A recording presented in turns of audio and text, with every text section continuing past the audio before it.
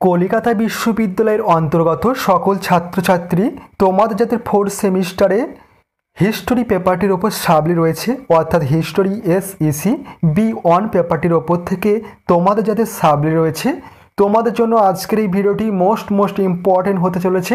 কারণ তোমরা অনেকে রিকোয়েস্ট করেছিলে তোমাদের এই পেপারটির ওপর থেকে সাজেশান নিয়ে আলোচনা করার জন্য। তাই তোমাদের জন্য তোমাদের এই পেপারটির ওপর থেকে সম্পূর্ণ সাজেশান নিয়ে আজকের এই ভিডিওটিতে আলোচনা করা হবে। তাই বলবো সম্পূর্ণ ভিডিওটি তোমরা দেখবে এবং অবশ্যই ভিডিওটি তোমাদের বন্ধুদের কাছে বেশি করে শেয়ার করে দিও। তোমাদের আন্ডার CBCS সিলেবাস অনুযায়ী তোমাদের সাজেশানটি রাখা হয়েছে। দেখো, প্রথমে দেখো তোমাদের 50 নম্বরের প্রশ্নের ফাইনাল সাজেশান নিয়ে আলোচনা করব।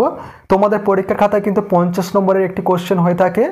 কোশ্চেনটি হবে, দেখো কোশ্চেনটি হবে, সাম্প্রতিককালে তোমার দেখা অথবা তুমি ইন্টারনেট ভার্চুয়াল ভ্রমণ করেছো এমন একটি সংগ্রহশালা অথবা স্মৃতিসৌধ বা লেখাগারের উপর একটি প্রতিবেদন লেখো 1000 শব্দে।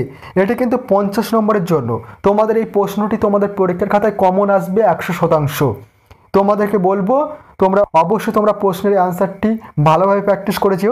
এখানে কিন্তু দুটি কোশ্চেন আছে, একটি সংগ্রহশালা অর্থাৎ তোমরা কলকাতার জাদুঘর লিখতে পারো, এবং স্মৃতিসৌধ বলা হয়েছে, স্মৃতিসৌধ হিসেবে তোমরা তাজমহলটি ব্যাখ্যা করতে পারো। এখানে দুটি কোশ্চেন আছে, যে কোনো একটি লিখলে হবে। এবং হ্যাঁ, তোমাদের এই পেপারটির ওপর থেকে সম্পূর্ণ স্টাডি মেটেরিয়াল অর্থাৎ PDF নোটস রেডি রয়েছে। তোমরা যদি কেউ পারচেস করতে চাও তাহলে অবশ্যই স্ক্রিনে দেওয়া হোয়াটসঅ্যাপ নম্বরে SMS এর মাধ্যমে যোগাযোগ করে সম্পূর্ণ PDF নোটসটি সংগ্রহ করতে পারো। এরপর দেখো তোমাদের পরীক্ষার খাতায় 15 নম্বরের কোশ্চেন হয়ে থাকে। তোমাদের যে কোনো দুটি কোশ্চেনের অ্যান্সার করতে হয় 15 নম্বরের জন্য। তোমাদের অর্থাৎ দুটি কোশ্চেন 15 নম্বর 30 নম্বর, এবং তোমাদের একটি 50 নম্বরের কোশ্চেন 50 নম্বর। টোটাল তোমাদের এই সাবজেক্টটির উপর থেকে 80 নম্বরের লিখিত পরীক্ষা হয়ে থাকে। দেখো যে কোশ্চেনগুলি প্র্যাকটিস করবে, 1 নম্বর কোশ্চেন দেখো, সংগ্রহশালা বা মিউজিয়াম বলতে কী বোঝো? সংগ্রহশালার যে কোনো দুটি কার্যাবলীর বিবরণ দাও। Most important question. দ্বিতীয় কোশ্চেন, ঔপনিবেশিক যুগে প্রতিষ্ঠিত ভারতের প্রথম সংগ্রহশালার বিবরণ দাও, অথবা ভারতের প্রথম সংগ্রহশালার ইতিহাস সংক্ষেপে আলোচনা করো। Most important question. এরপর দেখো 3 নম্বর কোশ্চেন, উপযুক্ত উদাহরণ সমেত সংগ্রহশালা ও লেখাগারের মধ্যে পার্থক্য আলোচনা করো। 4 নম্বর কোশ্চেন, সংগ্রহশালার প্রদর্শন নীতি আলোচনা করো। 5 নম্বর কোশ্চেন, সংগ্রহশালার সংজ্ঞা দাও। সংগ্রহশালার যে কোনো দুটি কার্যের বর্ণনা করো। Very important question. এরপর 6 নম্বর সর্বশেষ কোশ্চেন, লেখাগার বলতে কী বোঝো?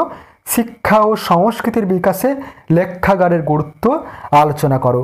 তোমাদের এই যে সম্পূর্ণ সাজেশানগুলি আমি নিয়ে আলোচনা করলাম, 15 নম্বরের যে 6টি কোশ্চেন আলোচনা করলাম, এই 6টি কোশ্চেন অবশ্যই তোমরা প্র্যাকটিস করে যাবে। অবশ্যই তোমাদের পরীক্ষার খাতায় যে কোশ্চেনগুলি হয়ে থাকে তোমরা অবশ্যই কমন পেয়ে যাবে। এবং তোমাদের এই পেপারটির ওপর থেকে সম্পূর্ণ PDF নোটস রেডি রয়েছে।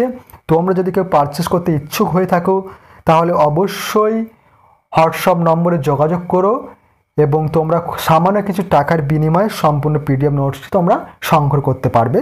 এবং পরীক্ষার খাতায় তোমরা অনেকটাই উপকৃত হবে, যেহেতু তোমাদের সাবলি এক্সাম।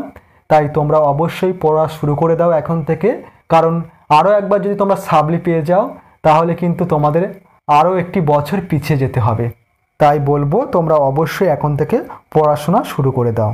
ভিডিওটি আজ এই পর্যন্ত। ভিডিওটি ভালো লাগলে অবশ্যই ভিডিওটিতে একটি লাইক প্রদান করো এবং ভিডিওটি তোমাদের বন্ধুদের কাছে বেশি করে শেয়ার করে দিও।